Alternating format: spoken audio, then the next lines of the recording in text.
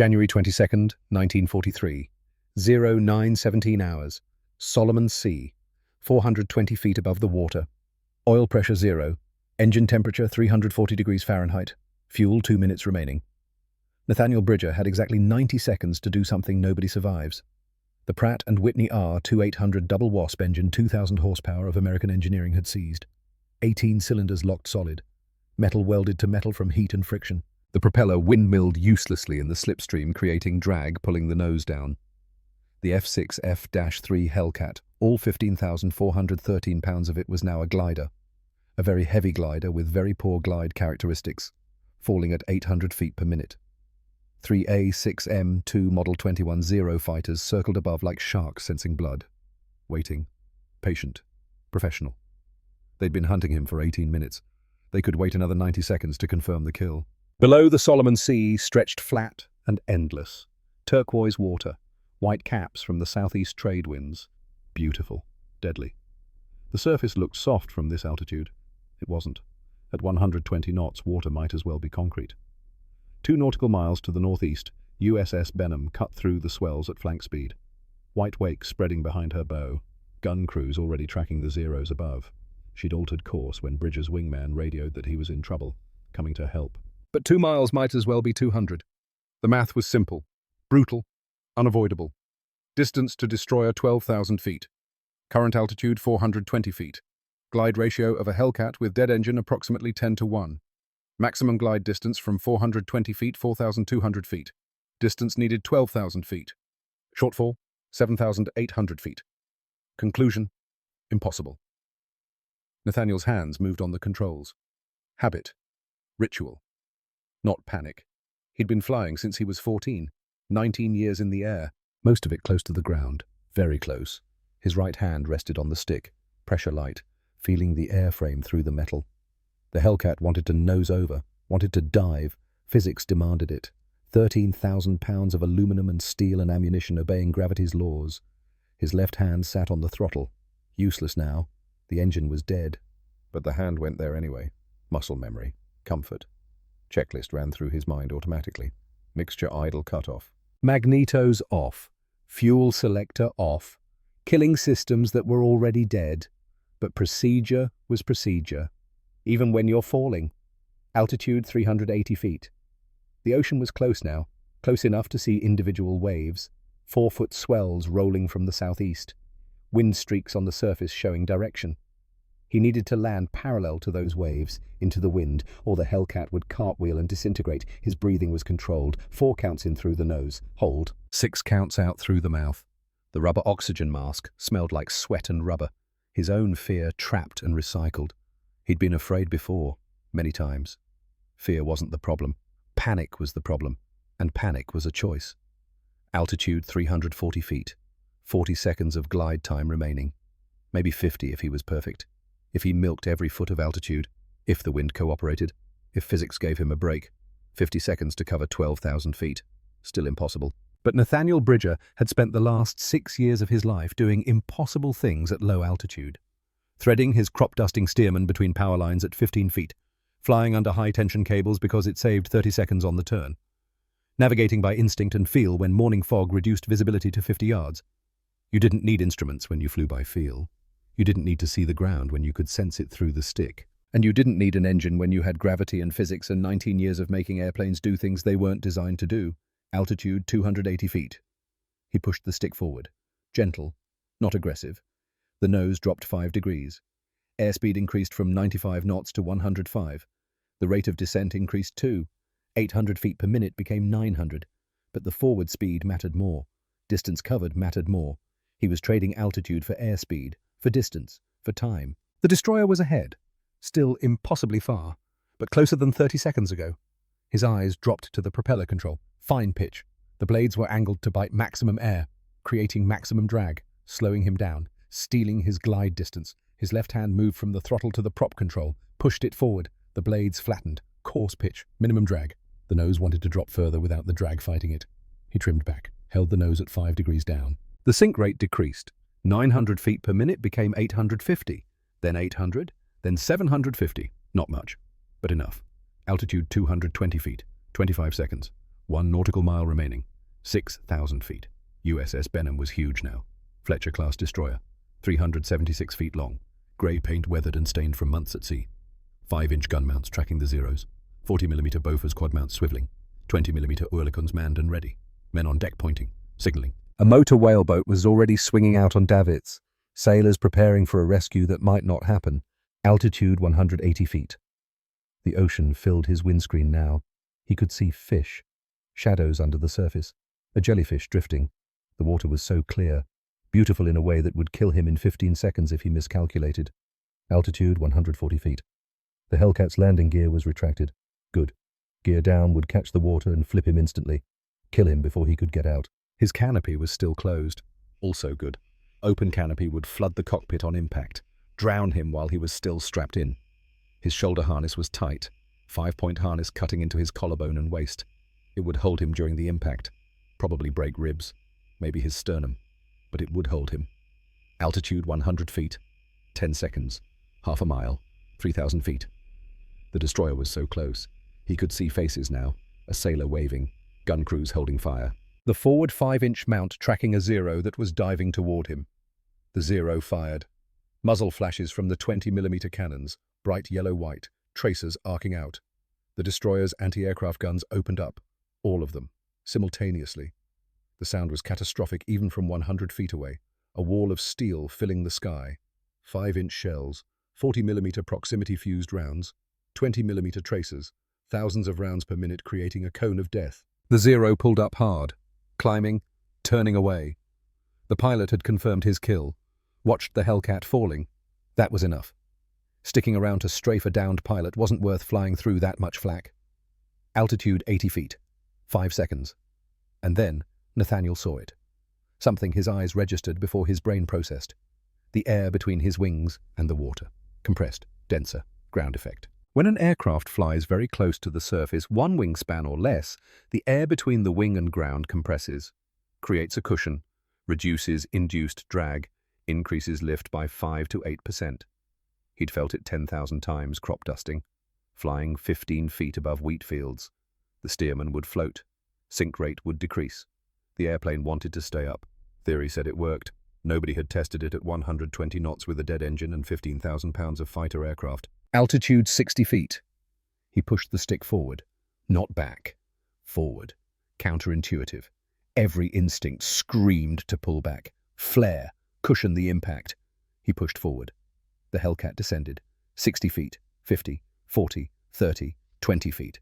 The sink rate decreased. 750 feet per minute became 600, then 500, then 400.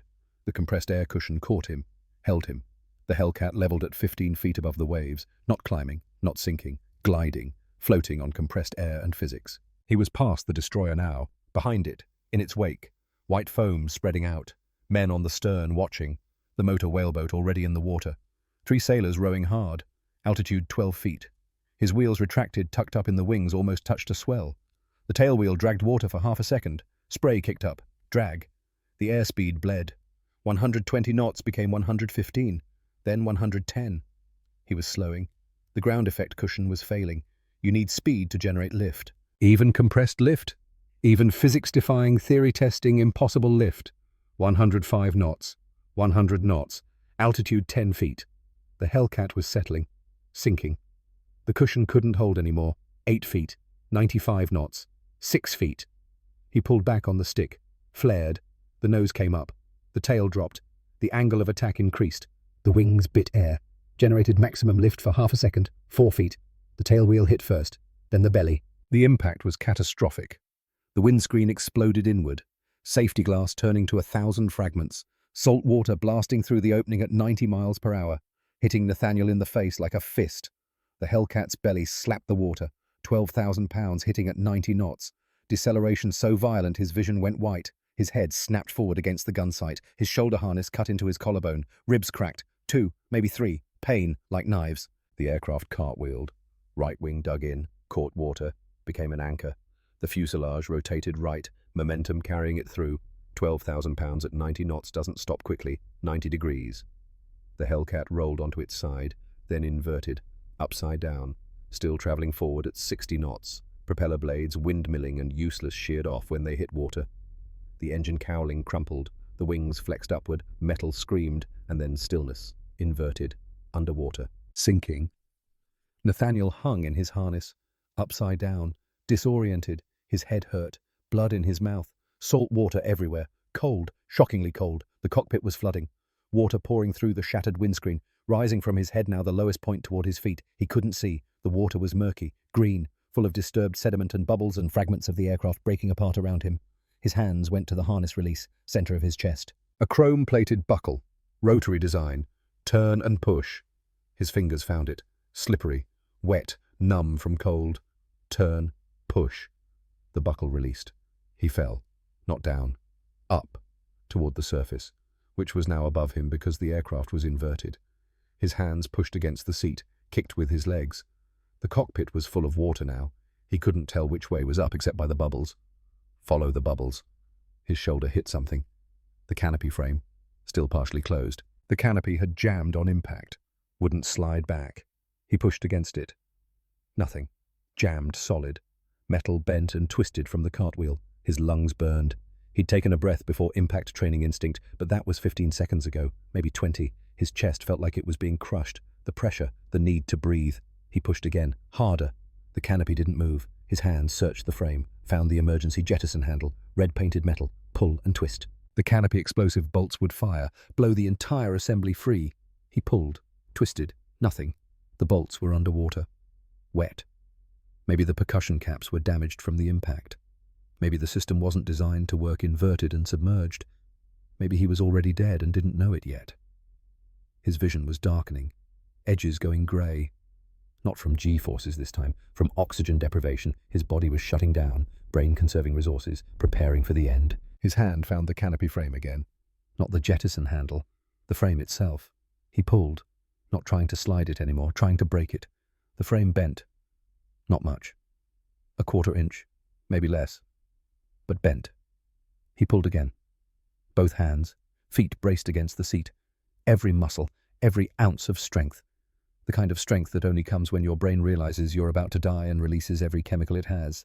Adrenaline, norepinephrine, cortisol, all of it, flooding his system. The frame bent further, half an inch, 3/4.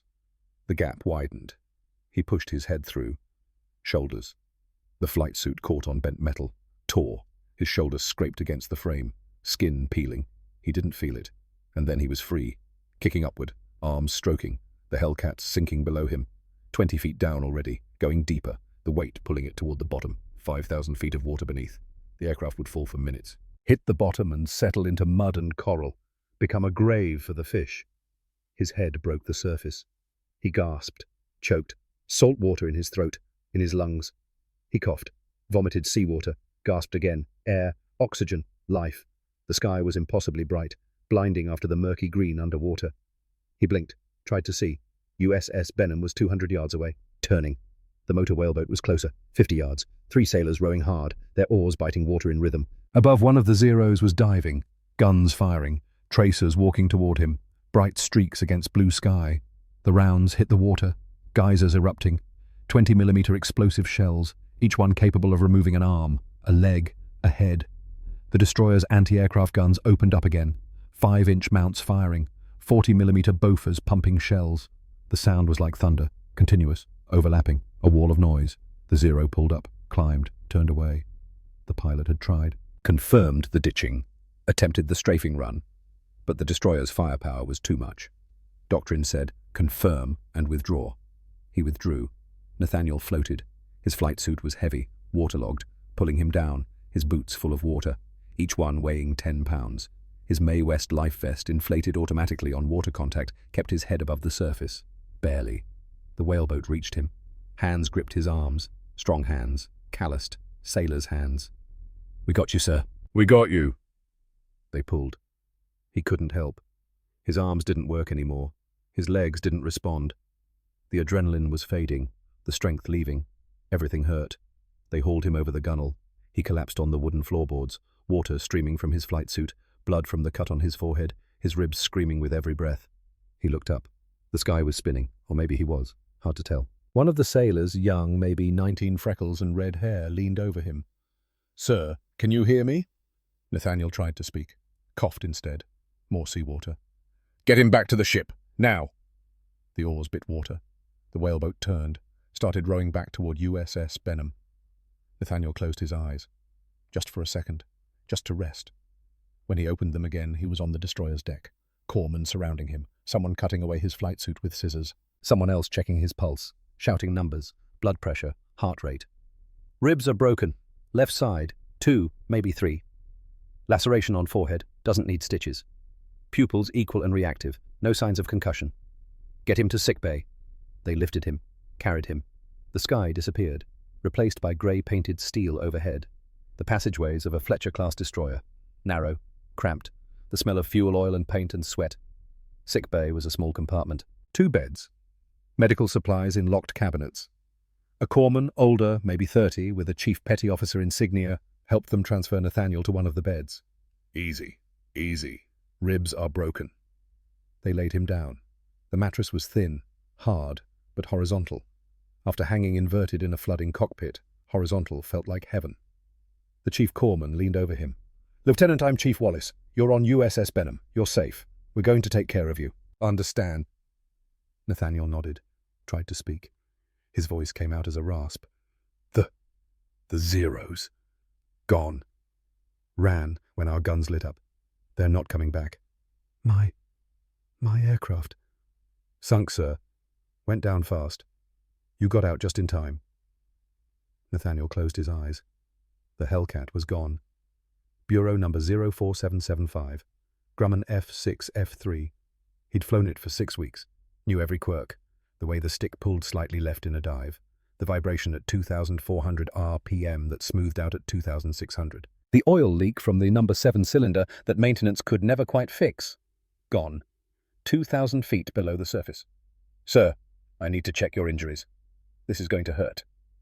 Chief Wallace's hands probed his ribs. Gentle, but thorough.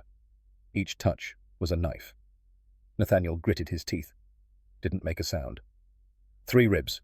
Left side, 5th, 6th, and 7th. Cracked, not broken through. You'll be in pain for 6 weeks. Can't do anything about it except tape you up and give you aspirin. When can I fly? The chief looked at him. Something in his eyes. Not quite pity, not quite respect. Something in between. Flight surgeon will make that call, sir.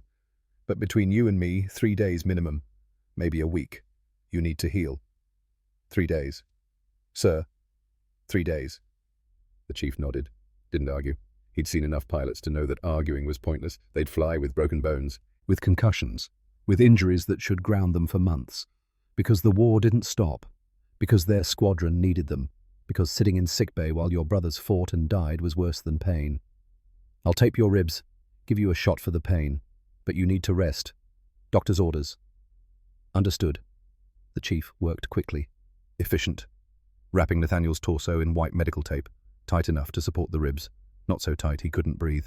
Then a morphine injection. Small dose. Enough to take the edge off. Not enough to put him under. Sleep, Lieutenant. We'll wake you when we reach the carrier. Nathaniel nodded. Closed his eyes. Sleep didn't come. His mind replayed the fight. Every second. Every decision. Every mistake. The radio failure at 0825 hours. Should have aborted then. Returned to USS Valiant. But he'd pressed on. Thought he could handle a simple combat air patrol without communications. Pride. The engine overheating at 0903. Oil pressure dropping. Temperature climbing. Warning signs. Clear signs. He'd reduced power, richened the mixture, tried to nurse it along. Should have turned back then. But he hadn't. And then the Zeros appeared. 3 of them. A 6M2 Model 21S. The most successful fighter aircraft in the Pacific. Faster in a climb. Tighter in a turn. Flown by pilots with hundreds of hours of combat experience. He'd survived the first attack, gotten a kill. Shot 1 0 out of the sky. But it cost him. Cost him altitude, cost him airspeed, cost him the engine, and then the fall, the glide, the impossible math. He should be dead. By every calculation, every law of physics, every probability. Dead. But he wasn't. The crop dusting had saved him. The low altitude flying, the instinct for ground effect. The thousands of hours threading between power lines and over irrigation ditches and under high-tension cables. Skills the Navy instructors had mocked. Crop dusters aren't fighter pilots. You fly too low, too slow, All wrong for carrier operations. But those skills, mocked and dismissed, had kept him alive when doctrine and training would have killed him. He opened his eyes, stared at the grey-painted overhead. The morphine was working. The pain was distant now, manageable. His breathing was easier, but his mind wouldn't stop. The Zero pilot who'd almost killed him, who'd gotten underneath without being seen, who'd fired that perfect deflection shot that hit his tail, damaged his controls. Professional, patient, skilled, that pilot was still out there, still flying, still hunting. And Nathaniel had a question that wouldn't stop echoing in his mind. How did he get underneath me? How did I not see him? Every textbook said to check 6 o'clock, check your mirrors, scan constantly. He'd done all of it, followed the doctrine, maintained situational awareness. And still the Zero had appeared in his blind spot, 300 yards behind and below, the killing position. If that pilot could do it to him, he could do it to anyone. How many other Hellcat pilots had died without understanding what happened, without seeing the enemy until it was too late? The question burned, gnawed at him. He needed to understand, needed to figure it out, because understanding meant survival. Understanding meant he could teach others, share the knowledge, keep them alive. A knock on the sickbay door. Chief Wallace looked up from his paperwork. Enter. A sailor stepped in. Aviation machinist's mate, second class. Young, nervous. Chief Captain wants the lieutenant on the bridge when he's able. He's resting. Captain said when he's able, Chief. Not now. When he's able. The chief looked at Nathaniel. Can you walk, sir? Nathaniel sat up, slowly. The ribs protested. Sharp pain. He breathed through it. Yes. You shouldn't. I can. The chief sighed, helped Nathaniel to his feet. The room spun, steadied. The morphine helped, took the edge off the vertigo. I'll escort you, sir. If you fall over, I'm catching you. They walked, slow. The passageways of USS Benham were narrow, 90 degrees of turns, ladders up and down. Each step was pain, but manageable pain. The bridge was forward and up, 3 ladder climbs. By the time they reached it, Nathaniel's ribs were screaming. The officer of the deck, a lieutenant junior grade with wire-rimmed glasses, saw them enter. Captain Lieutenant Bridger is here. Captain Augustus Hale turned from the chart table. 50 years old. Grey hair cut short, face weathered from years at sea, eyes sharp, evaluating. Lieutenant, hell of a ditch. Thank you, sir. Chief Wallace says 3 broken ribs, concussion, lacerations. Cracked ribs, sir, not broken through. A slight smile, almost invisible. Distinction noted. When can you fly? 3 days, sir. Flight surgeon might disagree. With respect, Sir Flight Surgeon isn't in my squadron. We're undermanned. I'm needed. Captain Hale studied him. Long moment. Silent evaluation. The Zero pilot who engaged you. Did you get a look at him? No, sir. Only saw the aircraft. A 6M2 Model 21, standard markings. Red insignia. No unit identification visible. How many attacked? 3 total, sir. I engaged the lead aircraft. Got a kill. The other 2 bracketed me. Coordinated attack. They knew what they were doing. The one that got underneath you. How close? The question hit like a punch. Because it was the question. The one Nathaniel couldn't answer. I don't know, sir. Didn't see him until he was in firing position. 300 yards. Maybe less. You were checking your 6. Constantly, sir. Mirrors and visual scan. Every 5 seconds. And he still got there? Yes, sir. Captain Hale turned to the chart table. Put one finger on a position marked in grease pencil. Lieutenant, the pilot who got underneath you wasn't lucky. He was using a specific technique designed to exploit blind spots in American formations. Intelligence has seen it before, twice. Both times Hellcats were shot down before they knew what hit them. Nathaniel's chest tightened, not from the ribs, from something else. What technique, sir? Captain Hale looked at the OOD. Clear the bridge, except the helmsman. Aye, sir. The other officers filed out. The door closed. Only 4 remained. Captain Hale, Nathaniel, Chief Wallace, and the helmsman at the wheel who was deliberately not listening. The captain pulled a folder from a locked drawer, opened it. 3 photographs, gun camera footage, grainy, black and white. These are from 2 previous engagements, October 19th and November 3rd. Both times, a 6M fighters engaged Hellcats using clouds for concealment. They'd dive into cloud cover, disappear from visual contact. The Hellcats would lose them. Standard procedure is to assume they're running. Climb back to altitude, resume patrol. He pointed to the first photograph. But they weren't running. They were using the clouds to mask their descent. Dropping below the Hellcats, using the sound of the ocean to cover their engine noise, then climbing back up from underneath. Blind spot. Perfect firing position. The second photograph showed the result. A Hellcat's tail section, shredded by 20mm cannon fire. Both Hellcats lost. Pilots killed. We didn't understand the pattern until intelligence cross-referenced the after-action reports. Nathaniel stared at the photographs, his mind racing, replaying his own fight. The moment the engine failed, the altitude loss, the zeros disappearing. He'd thought they were repositioning, climbing to gain advantage. But one hadn't climbed. One had used his distraction, the dying engine, the focus on ditching, to slip below. Invisible against the ocean, silent beneath the wind noise, patient, professional, waiting for the perfect shot. Sir, how do we counter it? Captain Hale closed the folder. That's what I want you to figure out, Lieutenant. You survived. That makes you one of 3 pilots who've encountered this technique and lived. The other 2 are still in the hospital. You're the only one flying fit. 3 days, sir. When the flight surgeon clears you, not before. Yes, sir. The captain's expression softened. Slightly, almost imperceptibly. You did good work today, Lieutenant. Surviving that ditch. The ground effect technique. That was crop dusting instinct, wasn't it? Yes, sir. Flew low-altitude spraying for 6 years. Bakersfield, California. Steerman biplane, 15 feet above the deck most days. The Navy instructors give you grief about that. Said I flew too low, sir.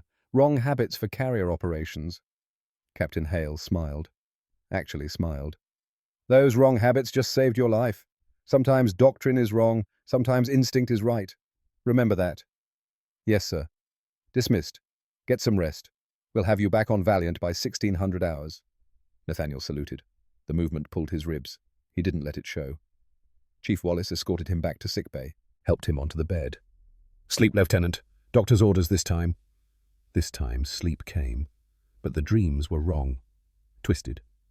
He was back in the Steerman, flying low over wheat fields, but the wheat was water, and the power lines were zeros. And when he pulled back on the stick to climb, nothing happened. The nose stayed down, the ground, the water rushed up. Impact coming, unavoidable. He woke with a gasp, sweat-soaked, heart pounding. Chief Wallace was there, hand on his shoulder. Easy, sir. You're safe. You're on Benham. You're alive. Nathaniel nodded. Couldn't speak. His throat was tight. The clock on the bulkhead read 14:45 hours.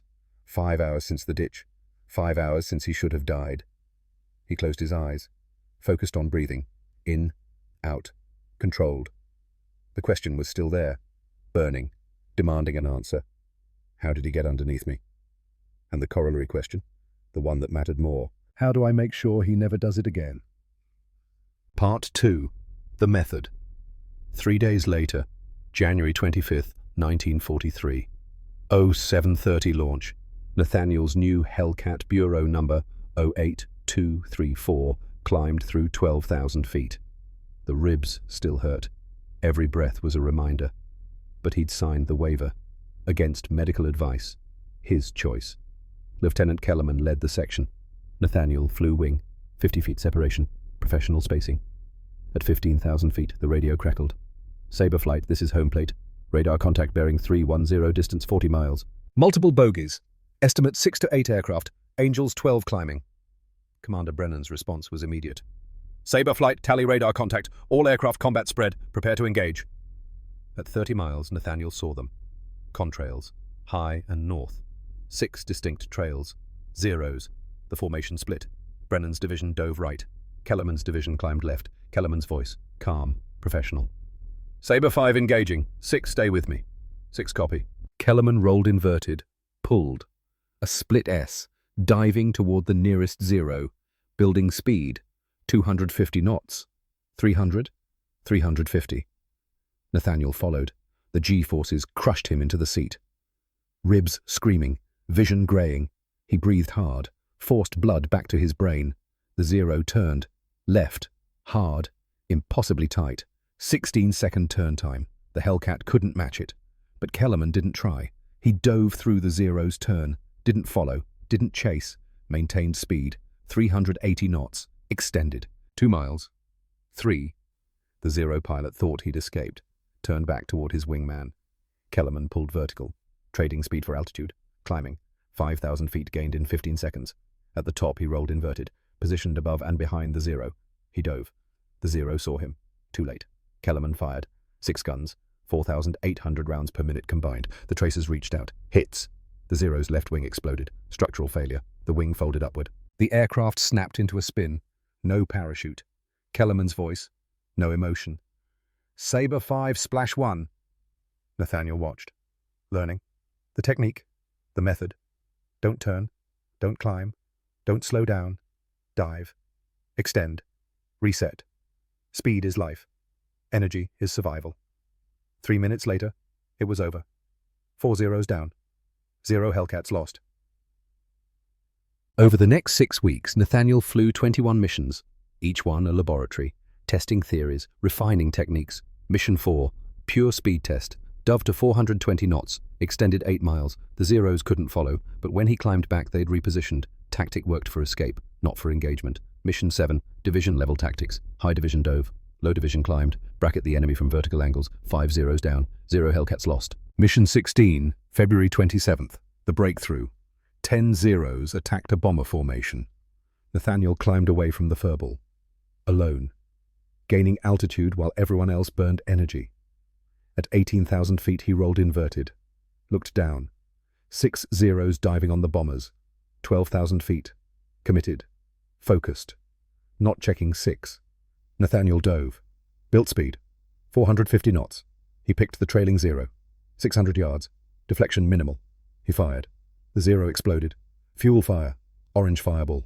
No parachute. He'd killed one. Saved 4 bombers. Changed the engagement. By attacking from altitude. By being patient. Commander Brennan pulled him aside that evening. That attack today. The vertical approach.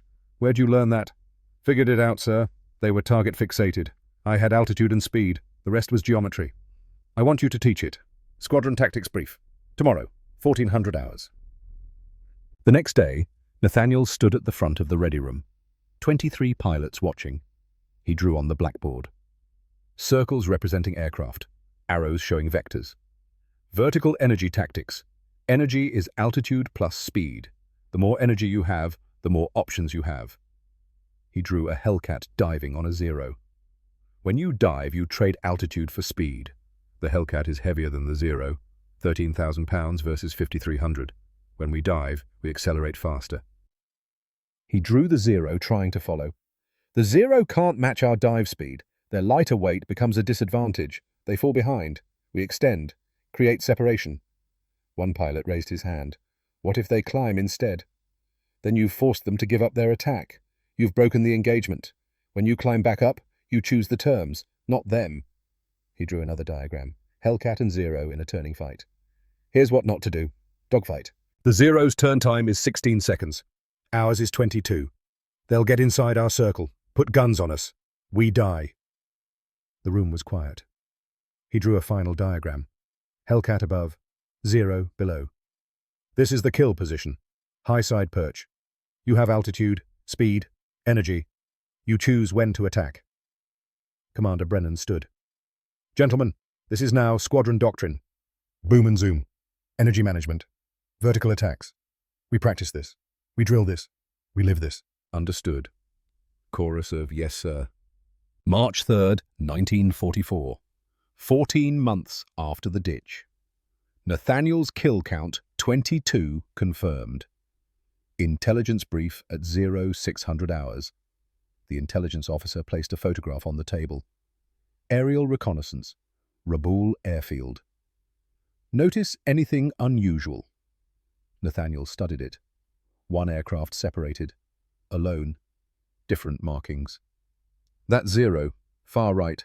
Different paint scheme. Correct. Intelligence believes it's flown by a senior pilot. Possibly an ace. The officer placed another photograph. Gun camera footage. A Zero. Advanced maneuvers. We think this is the same pilot who engaged you on January 22nd. The one who got underneath you. He's back. Nathaniel's chest tightened. Not fear. Recognition. Where was this engagement? Point Cruise sector. Same area you ditched. He's been operating there for 3 weeks. 8 engagements, 4 American aircraft damaged, 1 killed. Commander Brennan spoke. Home plate wants him eliminated. We're tasking a hunter-killer mission. 4 Hellcats. You'll lead lieutenant. This is your rematch. March 3rd. 15 hours. Point cruise sector, 19,000 feet. 4 Hellcats in loose combat spread. Nathaniel leading, Kellerman on his wing. They'd been orbiting for 45 minutes. And then he saw it. A single contrail. High. 21,000 feet. Alone. Circling. 0. His pulse quickened. Sabre flight, tally 1 Bandit. Angels 21. Single ship. Orbiting. Kellerman's response. Confirmed. That's him. Nathaniel pushed the throttle forward. Climbed. The Hellcat ascended. Devetneist Tisoch. Dvaiset Tisoch. 21,000. The 0 maintained altitude. Circling. Watching. 2 miles separation. Neither moved. 2 aircraft. 2 pilots. Silent challenge across empty sky. 30 seconds. 60. 90. The 0 rolled right. Climbed. Testing. Nathaniel didn't follow. Maintained altitude. The 0 leveled at 22,000 feet. But Nathaniel wasn't playing the altitude game. He nosed down. Built speed. Extended west. Creating separation. At 5 miles he turned back. Climbed. Reached 23,000 feet. Higher than the 0. Perfect perch. This was a chess match. Both pilots thinking 3 moves ahead. Nathaniel's fuel gauge 40%, 25 minutes. The 0 had to be lower. Long flight from Rabaul. Combat time 15 minutes, maybe less. Time pressure favored Nathaniel. He waited. Then the 0 dove. Not at Nathaniel. At Kellerman. Committed. Guns firing at 800 yards. Long range. Impatient. First mistake. Kellerman broke right. The tracers missed. Nathaniel rolled inverted, pulled, split S. Diving toward the 0 from above and behind, the 0 was committed. Following Kellerman. Not checking 6. Target fixation. Second mistake. Nathaniel's airspeed built. 300 knots, 350, 400, range 600 yards. He pressed the trigger. All 6 guns fired. The Hellcat shuddered. Tracers reached out. Hits. The 0's left wing root exploded. The wing folded upward. Structural failure. The 0 snap-rolled, entered a flat spin. The canopy blew off. A figure ejected. The parachute deployed. White silk. The pilot hung limp. Unconscious or wounded. Nathaniel pulled out at 16,000 feet. 7 Gs. Vision graying. He was level. Alone. The 0 falling. The pilot in his parachute. Descending. Nathaniel orbited. Watched. His finger rested on the gun trigger. 2 pounds of pressure.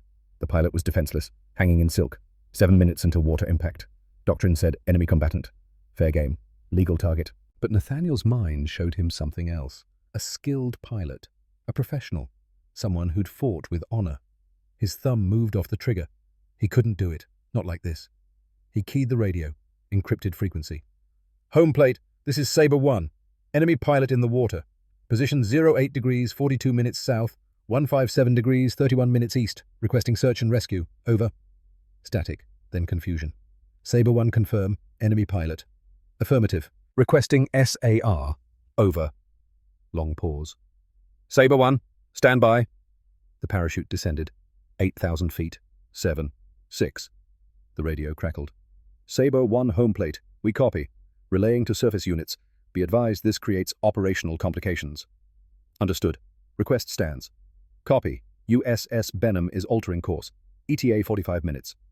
Relief flooded his chest. They'd sent a ship. The parachute hit the water. White silk spreading. The pilot floating. Not moving. Nathaniel climbed. Turned south. Toward home. His fuel gauge read 20%. 15 minutes remaining. USS Valiant was 85 miles south. 28 minutes at cruise speed. The math didn't work. He'd have to push it. Lean the mixture. Reduce power. Stretch every gallon. Behind him, the pilot floated alone. Ahead, home. Safety. Questions he couldn't answer yet. Had he done the right thing? He didn't know. But he'd made his choice. And he'd live with it. Whatever the cost. Part 3. The Weight of Survival. April 5th, 1944. 20-40 hours. USS Valiant. Captain Augustus Hale sat behind his desk. Commander Pierce from Naval Intelligence stood in the corner. Sit, Lieutenant. Nathaniel sat. Hale opened a folder. Hell of a fight today. 23 confirmed kills. You're 3rd in the squadron. Just doing my job, sir. About your radio call. Requesting search and rescue for an enemy pilot. Yes, sir. Commander Pierce stepped forward. Lieutenant USS Benham altered course to those coordinates. 3-degree course change. 15-knot speed increase. Both detectable by enemy reconnaissance. He placed photographs on the desk. Japanese patrol aircraft, 6 zeros. They saw Benham's course change, launched 6 fighters from Rabaul. Those fighters came within 12 miles of Benham before our cap engaged them. You put 321 officers and men at risk to save 1 enemy pilot. Yes, sir, I did. Silence. Heavy. Captain Hale leaned forward. Why? Nathaniel chose his words carefully. Sir, the pilot was skilled. 37 confirmed kills. 6 years combat experience. He fought with honor, with discipline, professional. He also killed Americans. Yes, sir. At least 4. Probably more. He was good at his job, just like we're good at ours. Pierce's jaw tightened. This is war. That pilot, if he survives, will be interrogated, or he might escape. Kill more of our men. If he lives, sir. He was unconscious, possibly wounded. Survival isn't guaranteed. But you gave him a chance. Nathaniel met Pierce's eyes. Yes, sir, I did. And I'd make the same call again. Hale raised a hand. Commander Pierce, give us the room. Pierce left. The door closed. Hale walked to the porthole. Off the record, Lieutenant. Yes, sir. I've been in combat. 1916. Different war. Same questions. Same weight that doesn't go away. He turned. The men we kill don't disappear. They stay with us. Every face, every parachute that doesn't open, it accumulates, becomes weight you carry. Forever. Yes, sir. Sometimes you get a chance to make a different choice. Show mercy. Honor an enemy who fought well. You took that chance. Yes, sir. But it has consequences. USS Benham was exposed. Fighters came hunting. Our CAP had to engage, all because you made a call based on conscience instead of tactics. Hale sat, steepled his fingers. I'm noting it in your file. No formal reprimand. But it's noted. Yes, sir. For what it's worth, Benham picked him up. Alive, stable, 2 broken ribs, severe concussion, dislocated shoulder. He's in our brig now, full POW status. Relief flooded through Nathaniel. The pilot lived. Thank you, sir. Don't thank me. Thank the corpsmen. Thank the destroyer crew. Thank the fighter pilots who drove off those zeros. They paid the price for your conscience. I know, sir. Hale opened another folder. Orders. One more thing. Effective April 10th, you're being detached from VF-818, reassigned to Naval Air Station Fallon, Nevada. Instructor duty. You'll train replacement pilots. The words didn't register immediately. Sir, the squadron needs experienced pilots. The entire Pacific Fleet needs instructors. Men who've developed tactics that work. Men who can teach the next generation. Hale slid the orders across. 23 kills, 0 losses when you're flight lead. Kill ratio of 13. 4-1. You've proven boom and zoom works. Now you need to teach it to every fighter pilot who comes through Fallon. I want to stay, sir. Request denied. Every student you train, every pilot who survives because you taught him well, that's worth more than another 3 kills. Nathaniel took the orders. Heavy. Final. You have 5 days. 5 more missions. Then there's a transport leaving Espiritu Santo on April 10th. You'll be on it. Understood, sir. You did good work out here. You changed how we fight. That's fleet doctrine now, because you figured it out. Thank you, sir. You'll save more lives as an instructor than as a fighter pilot. Remember that. The next 5 days blurred. Missions, combat, April 6th, 4 zeros. Nathaniel got 2, 25 total. April 7th, weather grounded all flights. Nathaniel taught. Blackboard diagrams, energy curves. April 8th, 12 zeros. Nathaniel got 1, 26 total. April 10th, the last mission. 16 zeros. Nathaniel got 3. The first, never saw him. Target fixated. 500-yard shot. The zero's engine disintegrated. No parachute. The second tried to evade. Too slow. Wing folded. Structural failure. No parachute. The third was skilled. Tried every evasion, but climbed too steeply. Stalled. Hung vulnerable. Nathaniel was there. 300 yards. He fired. The zero came apart. Disintegration. Wings separating. This time a parachute deployed. Nathaniel orbited. Watched. Finger on the trigger. He didn't fire. The pilot hung limp. Descending. Nathaniel turned south. Flew home. Didn't call for rescue. Just left. Some you save, some you don't. You live with both. Final tally 29 confirmed kills. April 11th, 1944. Espiritu Santo. The R-4D transport sat on the runway. Engines idling. The squadron came to see him off. 17 pilots. Brennan, Kellerman. They shook hands. Brief. Professional. Good hunting. Make those nuggets better than us. Teach them to come home. He picked up his sea bag, climbed into the aircraft. The engines increased power. The aircraft taxied. Through a gap in the door, he watched the island, the airfield, the revetments, men he knew, disappearing. The R4D lifted, climbing. The island shrank, then nothing. His war, ending. The journey took 4 days. Guadalcanal, Hawaii, San Diego. He called Rosalind from a payphone.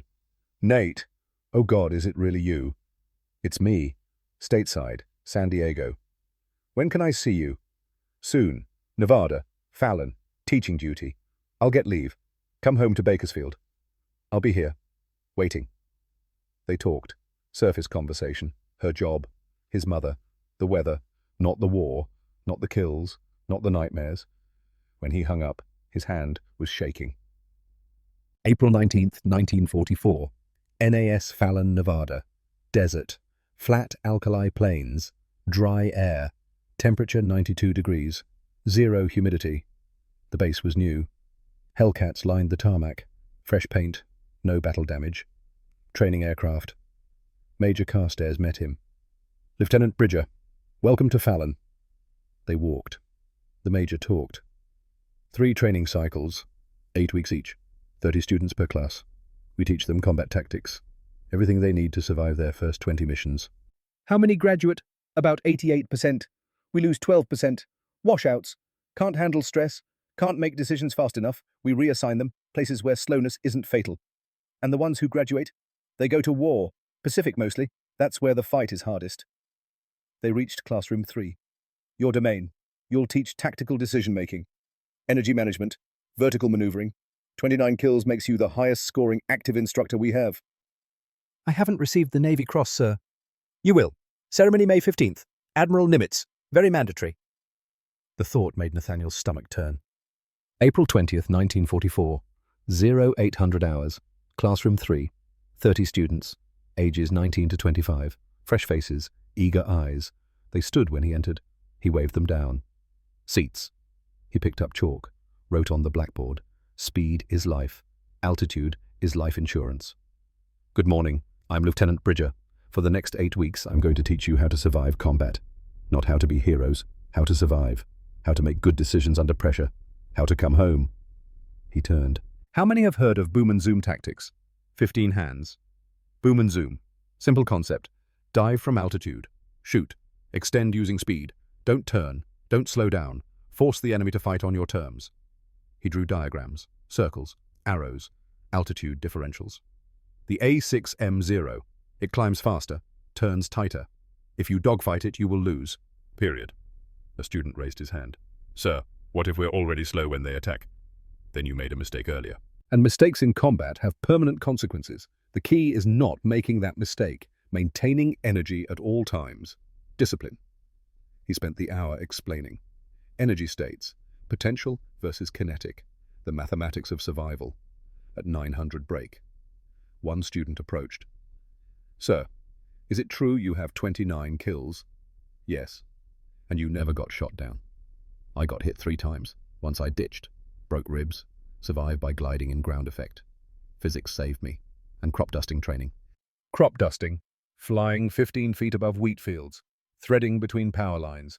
That muscle memory saved my life when the engine quit. So survival isn't just about shooting straight. Survival is about decisions. Good decisions made continuously under pressure. Shooting straight is one decision. Maintaining energy is another. Each decision either keeps you alive or gets you killed. And if you make a bad decision, then you hope it's not your last one. The weeks blurred. Teaching, explaining. Some students understood immediately. Others struggled. By week 4, 3 washed out. Nathaniel recommended reassignment. No shame. Better to discover limits in Nevada than over the Pacific. One student, O'Sullivan, took it hard. Sir, give me another chance. You froze for 4 seconds during the bounce drill. In combat, that's enough time to die 3 times over. I'll practice. No, you're not a fighter pilot. You're a good pilot. Excellent navigation. Perfect for B-25 training. Navigate a bombardier track. You'll excel there. You'll go home there. I wanted fighters, sir. I know. But wanting doesn't matter. Capability matters. Survival matters. O'Sullivan saluted, stiff, angry. He'd understand later. Maybe. Either way, he'd live. August 4th, 1944. Graduation. Class 44. C. 27 students. They got their orders. Squadron assignments. Deployment dates. Some approached Nathaniel afterward. Thank you for the training. I'll let you know how your tactics work. He watched them leave. 27 souls heading west. Some would live. Some wouldn't. Over the next year, letters arrived. October 12th, 1944. Sir, your tactics saved my ass. Got bounced by 4 zeros. Derv, extended, got 2 of them. Alive, because you taught me. Whitmore. December 3rd, 1944. O'Sullivan was KYA November 28th, B-25 bomber, flak over Manila. Thought you'd want to know. Major Henderson, February 7th, 1945. Your methods are now standard doctrine. Kill ratio improved from 4.21 to 12.81. Commander Willis V. F-31, April 19th, 1945. I froze today. But I remembered you yelling, dive and extend. I dove, got out, lived. Thank you, Mackenzie. The letters accumulated. Read once, never again. Each one a reminder. Lives saved. Lives lost. By summer 1945, Nathaniel had trained 277 students. 261 survived the war. 16 killed in action. Survival rate, 94.2%. Fleet average, 59.7%. If his students had died at fleet average, only 165 would have survived. But 261 did survive. Difference 96 men. 96 men alive because of tactics, because of training. 96 men who went home to families. The number should have felt like redemption. It didn't. Because the 16 who died had names, faces, families. And the 29 he'd killed, they had names too. The scale didn't balance. Never would. August 15th, 1945. 1420 hours.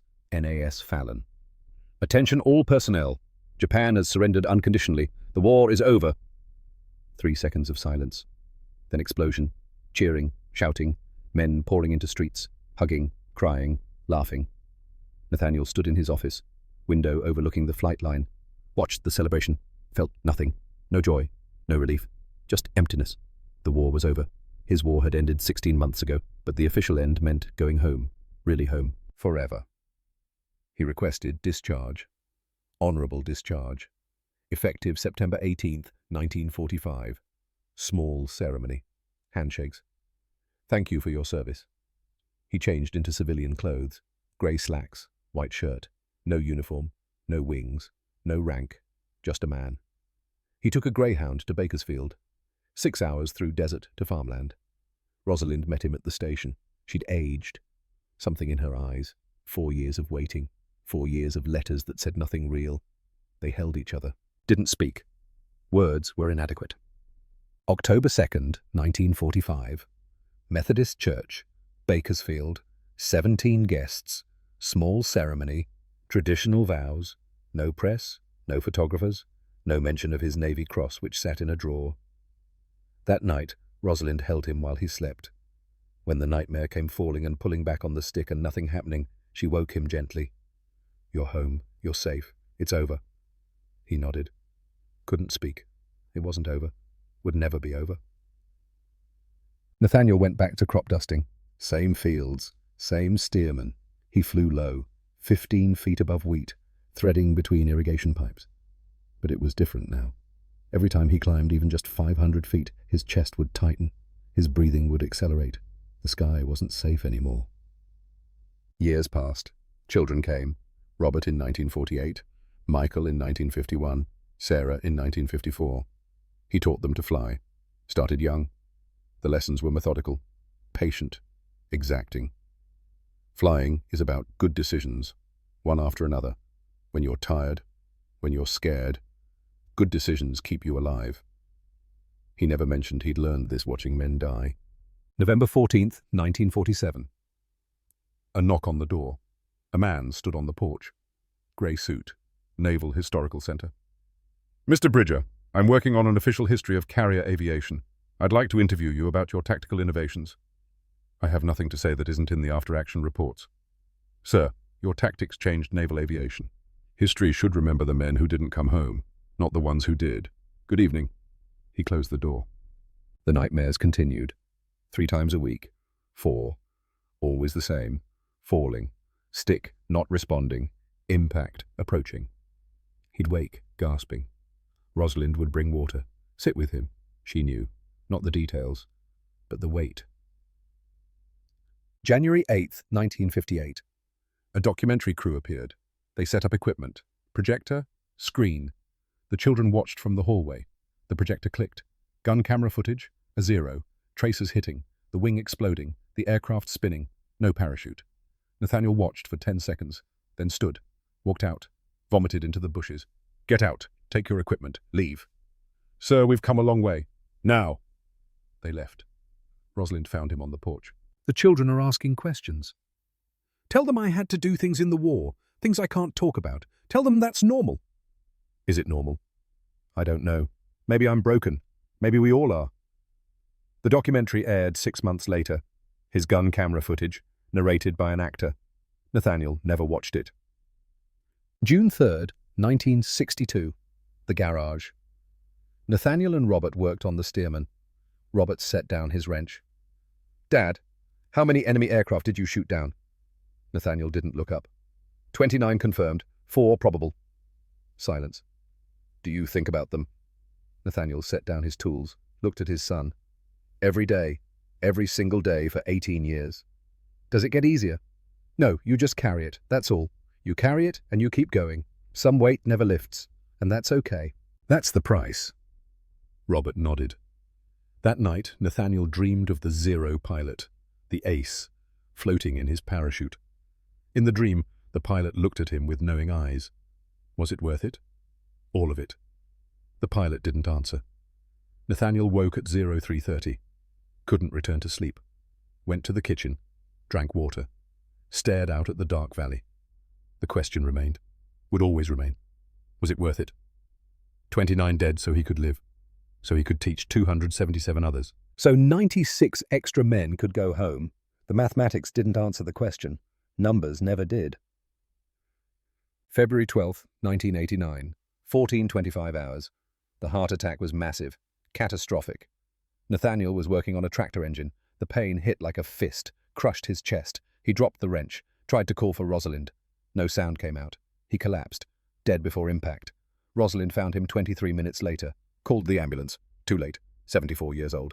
The funeral was February 15th. Small, Methodist church. Family. 3 old crop-dusting friends. The pastor. No military honors. Nathaniel had specified in his will. No flag, no rifle salute, no taps, no honor guard. Just bury me like a normal man. Rosalind honored every word. But what Nathaniel hadn't known, couldn't know, was what would happen after. May 1991. Naval Historical Center, Washington, D.C. The classified archives opened. Researchers flooded in. Jennifer Morrison, doctoral candidate at Georgetown, found a folder. Fixed-wing energy combat tactics versus A6M0 fighter. Author, Lieutenant Nathaniel Bridger, FIV F818, USS Valiant. Date March 1944. She read it. All 68 pages. Mathematical formulas, tactical diagrams, decision trees. She cross-referenced, found after-action reports, gun camera footage, letters from students. The data was stunning.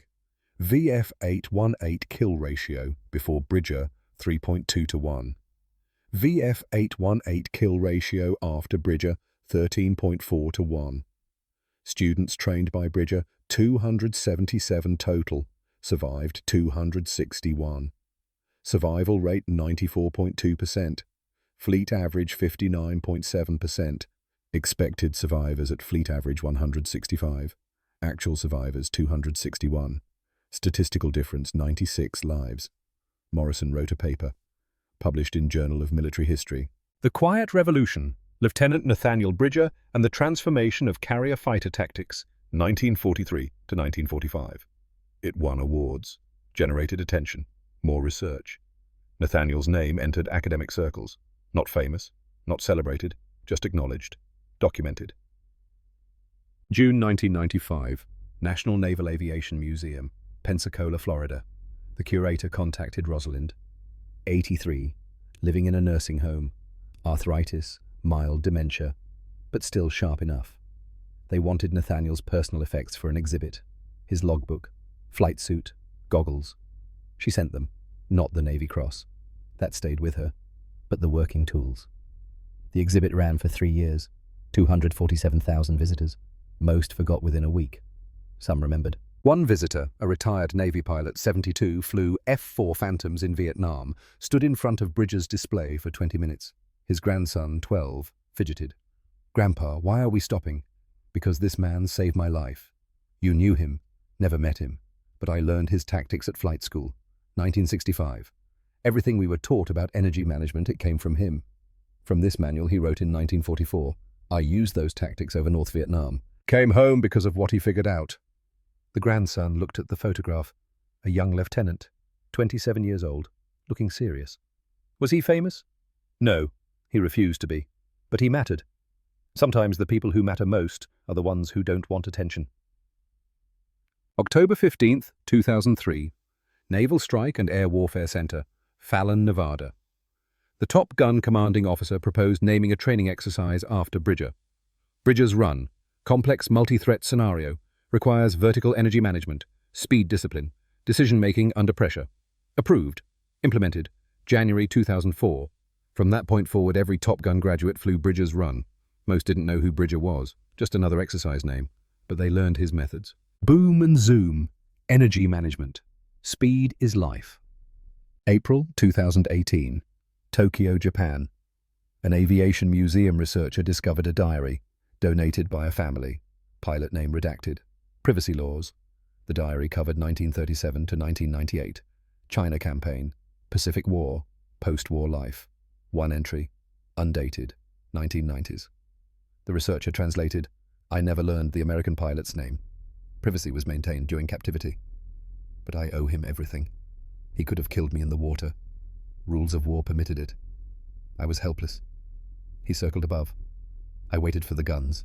They didn't fire. Instead, he called for my rescue, risked his ships, his men, for me, the enemy. That decision showed more courage than any kill, more honor than any victory. I spent 53 years trying to repay that debt. I became a pilot again. Commercial aviation, JAL. 34 years, trained 127 pilots, never had an accident, never lost a student. I tried to pass forward what he taught me, not how to fight, how to value life, even enemy life. I will die soon. Cancer, months, maybe weeks. I hope the American pilot knows his mercy was not wasted. I tried to earn it. I probably failed. But I tried. The researcher cross-referenced. March 3rd, 1944, Solomon Sea. Enemy ace shot down, rescued by USS Benham. Radio logs showed Lieutenant Nathaniel Bridger called in the coordinates. The researcher contacted Bridger's family. Rosalind had died in 2016, 96 years old, buried beside Nathaniel. But the children were alive. Robert, 70, Michael, 67, Sarah, 64. The researcher sent a letter, asked if they wanted to meet the pilot's family. His daughter was willing to travel from Tokyo. The Bridger family discussed. Robert wrote the response. Thank you. This information is meaningful. But our father made his choice on March 3rd, 1944. He lived with that choice. We won't reopen it now. He never spoke of the war, never sought recognition. We'll honor that. His choice, his privacy, his peace. But please accept this, whatever your father did with his second life, it mattered. Our father would have been glad to know it wasn't wasted. Thank you. But no meeting is necessary. The researcher sent one more thing. A letter, written by the pilot's daughter, translated. Rosalind's effects, stored by the family, included a wooden box, Nathaniel's Navy Cross, his pilot wings, his logbook, and letters. Sarah opened the letter, read it aloud to her brothers. Mrs. Bridger and family. My father spoke of your husband only once, near the end, when the pain was too much. He said, the American pilot gave me a second life. I tried to honor it. I hope I succeeded. You should know my father became a commercial pilot after the war. 34 years, trained 127 pilots, never had an accident, never lost a student. He said your father taught him something that day, not how to fight, how to live.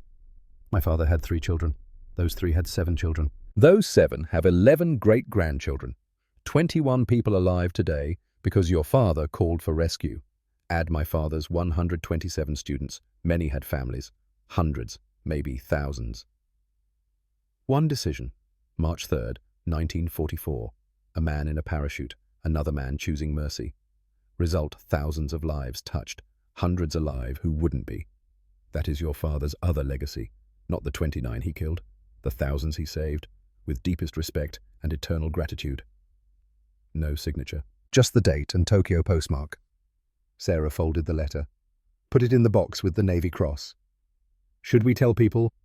Robert shook his head. No, Dad didn't want that. This is private, his choice, his peace. But people should know. They don't need to know. He knew. That's enough. They closed the box, put it back in storage. The letter stayed there, unread by anyone else. Private, sacred, the way Nathaniel would have wanted. September 2019. NAS Fallon, Nevada. A memorial plaque was installed near the flight line. Bronze, simple. Lieutenant Nathaniel Bridger, USNV F818 USS, Valiant Pacific Theater, 1943 to 1944, 29. Confirmed victories. Developer of vertical energy. Tactics instructor, NAS Fallon, 1944 to 1945. His method saved thousands of lives. His students carried his lessons into every sky. Below that, good decisions keep you alive. Every Top Gun class walks past it during orientation. Most don't notice. A few stop, read, wonder who he was. The instructors know. They tell the story. Abbreviated, focused on tactics, not trauma. They don't mention he never considered himself a hero, never wanted recognition. Just necessary, just survival, just making good decisions under impossible pressure. They just teach his tactics, his method, his legacy. And every pilot who learns them, who uses boom and zoom, who manages energy, who stays fast and disciplined, carries a piece of Nathaniel Bridger forward, whether they know his name or not. The man is buried in Bakersfield, Green Lawn Cemetery, Section D, Plot 247, grey granite headstone. Nathaniel Bridger, 1916 to 1989. Beloved husband, father, grandfather. No mention of rank, no mention of kills, no mention of the Navy Cross, buried with him. Just a name, dates, relationships. But the lesson lives. In every fighter pilot who climbs to 20,000 feet, thinking speed is life. In every instructor who teaches energy management over dogfighting. In every tactical manual that includes his diagrams, his mathematics, his wisdom, distilled from blood and fear, and 29 kills and 277 students and one impossible decision over the Solomon Sea. Not in bronze monuments, not in highways named after him, not in history books that millions read, just in the quiet perpetuation of knowledge. The passing down of survival skills, teacher to student, generation to generation. One crop duster's refusal to die became doctrine, became training, became the foundation. And maybe, just maybe, that's enough. Maybe saving lives you never meet is greater than glory. Maybe teaching men to survive is the truest victory. Maybe the weight of 29 deaths can be balanced, not erased, never erased, but balanced by 277 students who lived. By 96 statistical lives saved. By thousands who learned his method and came home. By 21 people alive today because he called for rescue. By 127 more students trained by the man he saved. By hundreds, maybe thousands. Ripples spreading through generations. Mathematics of mercy. Nathaniel Bridger never knew these numbers. Died wondering if his choice was right. Died carrying the question. Was it worth it? History answered for him. The letter answered. The 261 survivors answered. The thousands who fly his tactics answered. The answer is yes. Resoundingly, definitively, eternally yes. The war is over. The battle's won. The name's mostly forgotten. But the method remains. Speed is life. Altitude is life insurance. Good decisions under pressure. Simple, true, eternal. That's legacy. Not glory, not recognition, not fame. Just quiet, persistent survival. Passed forward, teacher to student, father to son, instructor to pilot, generation after generation, forever. And maybe, just maybe, that's the greatest victory of all. Not the kills, the survival, not the death, the life, not the war. The peace earned by those who came home and taught others to do the same. That's Nathaniel Bridger. That's the crop duster who changed the Pacific War. That's the man who carried the weight. And that's enough.